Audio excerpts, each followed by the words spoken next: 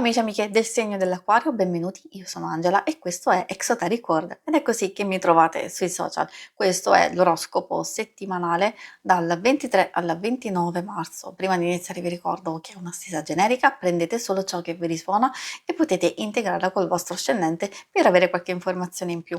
In descrizione trovate le recensioni dei mazzi usati e i link per acquistarli e anche i link alle playlist per conoscere il significato delle carte della Sibilla Lenormand e della Sibilla italiana. Vi invito a iscrivervi e abbonarvi al mio canale per sostenere il mio lavoro, vi ringrazio moltissimo se lo farete o l'avete già fatto. E adesso andiamo a vedere come andrà la vostra settimana, quindi le energie principali, i segni zodiacali da attenzionare, poi vedremo l'amore, le relazioni, il lavoro e ovviamente anche le finanze.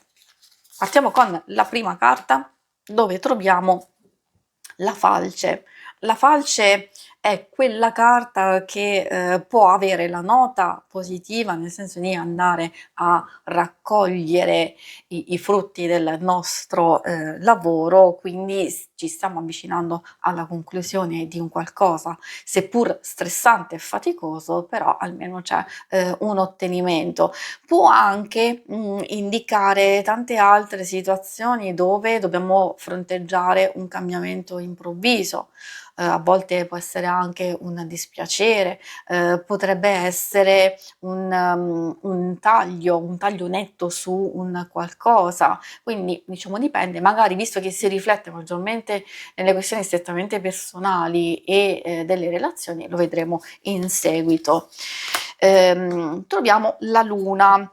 Ecco, magari quel taglio netto per alcuni potrebbe riferirsi anche a tutte quelle situazioni pesanti, negative, dove ci portano solo dubbi e perplessità. Con la luna ovviamente ha la sua ambiguità, nel senso che può riferirsi a delle influenze negative esterne o a situazioni del passato che continuiamo a trascinarci, a volte anche a degli eccessivi sbalzi di umore che possono essere nostri, forse anche di altre persone che ci confondono un po' la nostra bussola della nostalgia, quindi in genere instabilità emotiva, ma anche instabilità effettiva di alcune situazioni che cambiano repentinamente e quindi potrebbe essere faticoso starci dietro, quindi proprio stressante fisicamente. Meglio farsi furbi. Con la carta della volpe appunto ci indica di sfruttare le nostre capacità, la nostra intelligenza e adottare le nostre strategie, quindi utilizzare al meglio le nostre energie a livello psicofisico, di fronteggiare delle situazioni, soprattutto se abbiamo a che fare con delle persone che pensano di essere furbe e magari quindi bisogna cercare di arginare magari delle azioni oppure di proteggerci o anche cercare di capire poi come intervenire. Ovviamente mi riferisco sia a persone sia anche a situazioni. I segni zodiacali da attenzionare nella vostra settimana sono principalmente segni di acqua, cancro, scorpione e pesci. Abbiamo un pochetto anche quelli di fuoco, e quindi Ariete, Leone e Sagittario. E adesso procediamo con l'ambito amore e relazioni. Amore e relazioni, ovviamente io mi riferisco principalmente coppia single, però magari chi non è interessato ci possono essere delle indicazioni anche riguardo le relazioni più importanti di amicizia e famiglia, quindi consiglio sempre di ascoltarle un attimino. Poi troviamo l'oleandro. Ecco, a proposito di tensioni, di rivalità, è vero che potrebbe esserci qualcuno che mette zizzanie, qualcuno che magari ci prova o ci provoca, quindi quando salta fuori questa carta, diciamo, meglio stare con le antenne ben dritte proprio per cercare di andare a capire le varie situazioni. È vero che in un senso generico può anche rispecchiare, vedendo le vostre carte, dei dubbi e delle perplessità che abbiamo noi. quando c'è ricerca di conferme, quando magari ci sono delle mancanze o delle cose che non ci soddisfano, è normale avere dei dubbi e delle perplessità. Magari questo è il momento giusto per superarle, per esternare e non tenersi tutto dentro, e infatti il Giglio ci consiglia proprio questo, di essere limpidi, onesti, chiari, e si può ritrovare l'intesa e anche un chiarimento, proprio perché indica costruzione o recupero in situazioni più complesse, più difficili. Troviamo anche il papavero. Energie altalenanti, ma in realtà ci sta con quello che abbiamo visto proprio principalmente.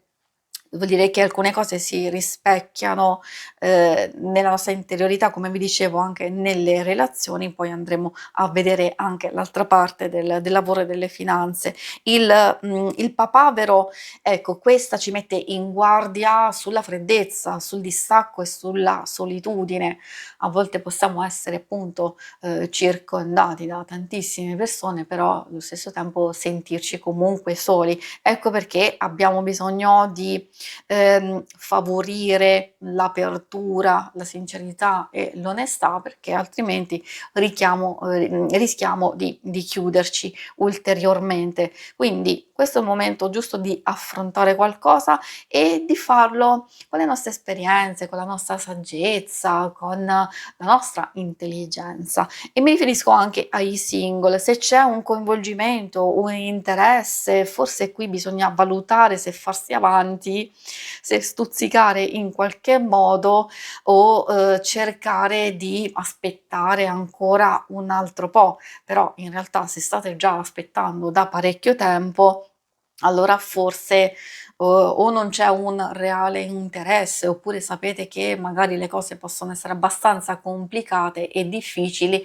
e allora forse quello è un messaggio per voi a desistere? Punto interrogativo, lo sottolineo, perché ovviamente ognuno di noi vive una propria personale situazione, e ricordo che questa è una stesura generica che fa comprendere alcune cose in senso lato. Quindi in qualche modo è una settimana importante per capire che cosa fare e come procedere.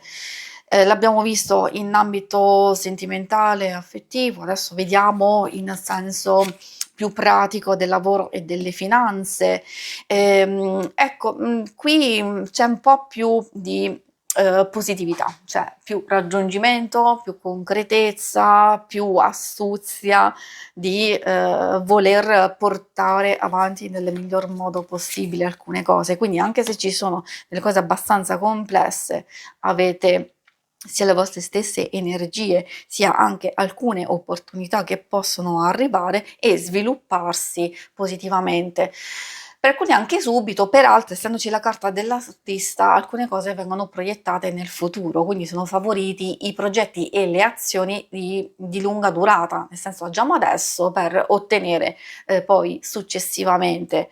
Magari ci sono anche alcune questioni legate all'affidabilità, alle rivelazioni, alla creatività, alla riflessione, che sono tutte caratteristiche sia per possibili collaborazioni, sia persone che vi possono aiutare, perché dove c'è blocco, dove ci sono delle cose che già a livello intuitivo vi lasciano dei dubbi, direi che sapete già come intervenire. Sono favoriti anche i viaggi, sia da fare nel corso della settimana, a livello lavorativo, oppure se state programmando dei viaggi successivamente, magari muovervi adesso può aiutarvi a cogliere delle opportunità vantaggiose. A proposito del viaggio, può essere favorito anche per chi è alla ricerca di lavoro, cioè di ampliare, valutare spostamenti, trasferimenti, o anche, come vi dicevo, di ampliare la vostra ricerca. Forse lì ci sono molte più opportunità che rimanendo, diciamo, chiusi nelle circostanze, nelle cose che avete in questo momento. Si conclude qui la lettura, vi ringrazio per avermi seguita. Se volete, in alto a destra trovate il logo per iscrivervi al canale, mentre in basso trovate le schermate per vedere il vostro oroscopo mensile e lunare, quindicinale. Alla prossima, vi auguro una buona settimana. Ciao!